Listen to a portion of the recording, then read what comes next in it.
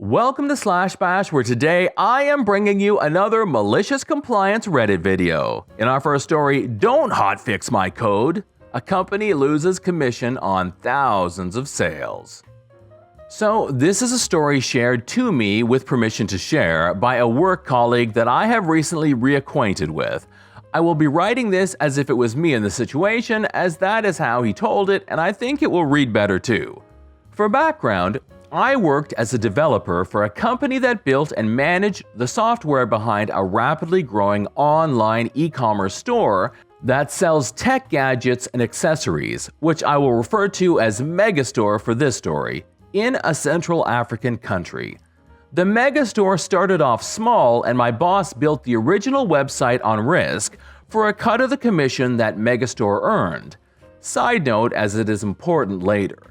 The commission that Megastore gained from the sale of an item on the site would be split on purchase. The majority of the commission would be paid directly into Megastore's bank account, and a smaller portion would be paid into my boss's bank account.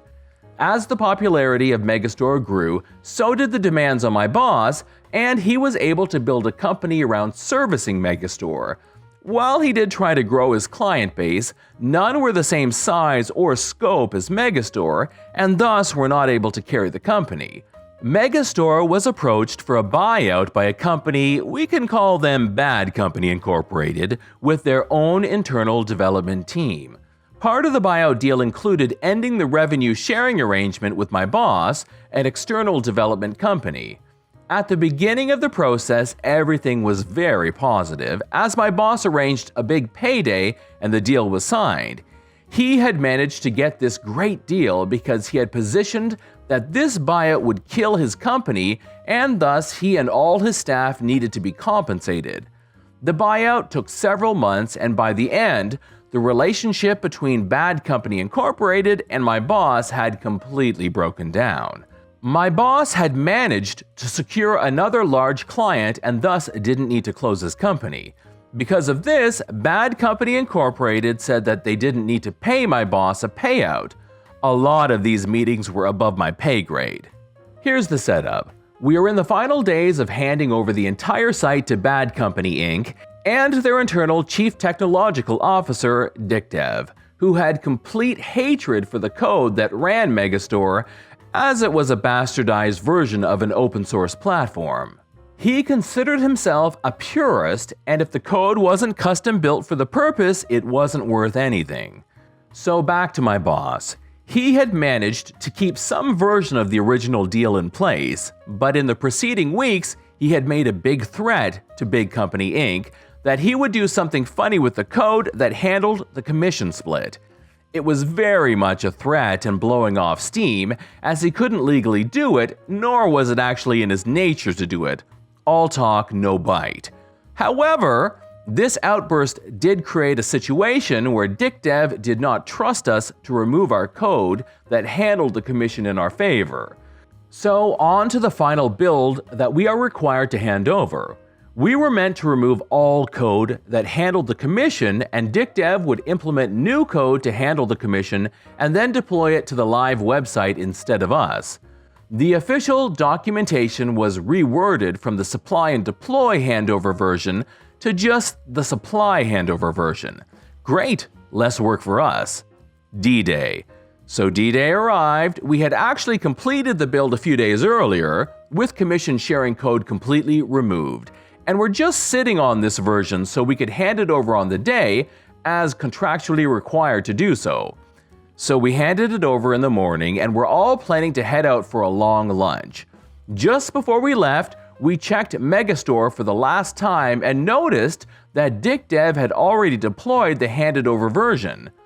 Puzzled, as we assumed that any development on the commission code would require extensive testing, we logged into the site and saw that no code for handling the commission in any fashion was there.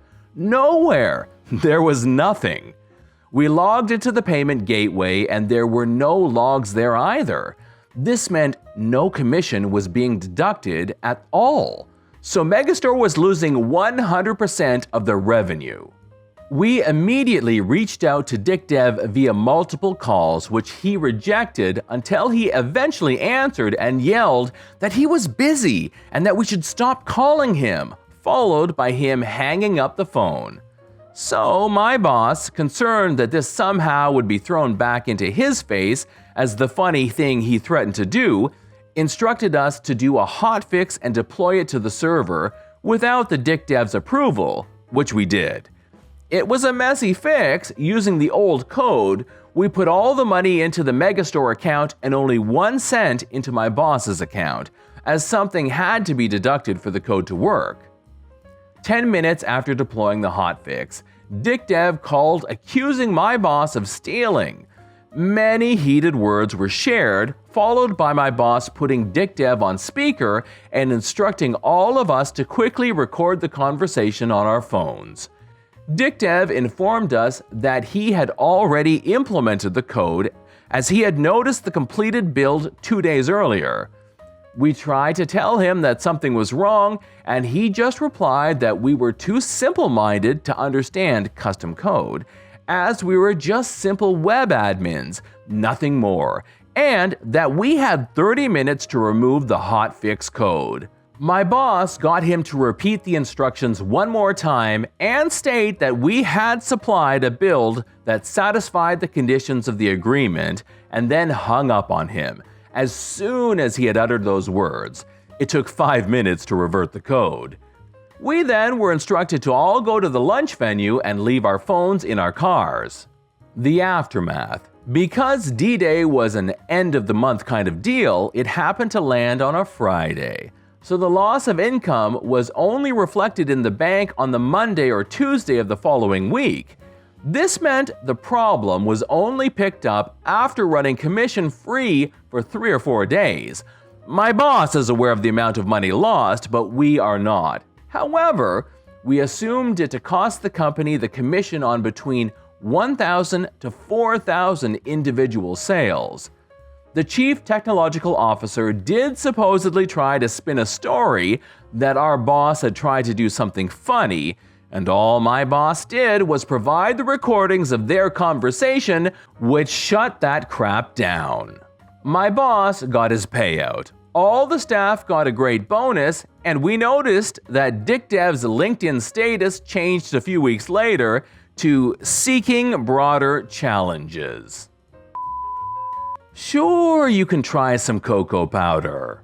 So this happened quite a while ago, pre-COVID, when I worked at a place that sold spices and seasonings. It's independently operated, so I doubt anyone has heard of it.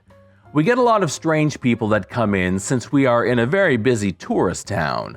One day, this woman came in with her 2 nieces. The nieces were loud and obnoxious. They started getting in our customers' way and running around while carrying product. The aunt did nothing. One of the things we carry is cocoa powder, and the aunt asked for a custom size. As I got out the materials to package it at the counter, I went to the back room to get the cocoa and come back to find the scoop and bottle I got out were gone. I looked around and just shrugged, maybe I didn't get them out. So I go to grab new stuff, and when I come back, the niece is holding the stuff I got out and giggling. She gave it back to me, but obviously I couldn't use it, because who knows what happened to them when I stepped away. I start chatting with the aunt while preparing her cocoa, and the girl starts whining about how she wants some cocoa because it smells so good. The aunt told her she wouldn't like it, but the girl insisted she would and kept asking me to try some and would not stop whining. Now this is just pure cocoa, no sugar or any kind of sweetener. If you've ever had it, you know it's incredibly bitter. So to shut her up and get a little revenge, I offered to give her a sample. With her aunt's permission, I gave her a little spoonful. She put it all in her mouth and immediately tried spitting it out. She definitely was not expecting the taste. Her aunt burst into laughter and told her she needed to eat it because she asked for it. That was a good day. This is John from /Bash. Thanks for watching. If you've enjoyed the story, this is the time to subscribe. I would love for you to drop a like, share it with your friends, and I'll see you in the next one.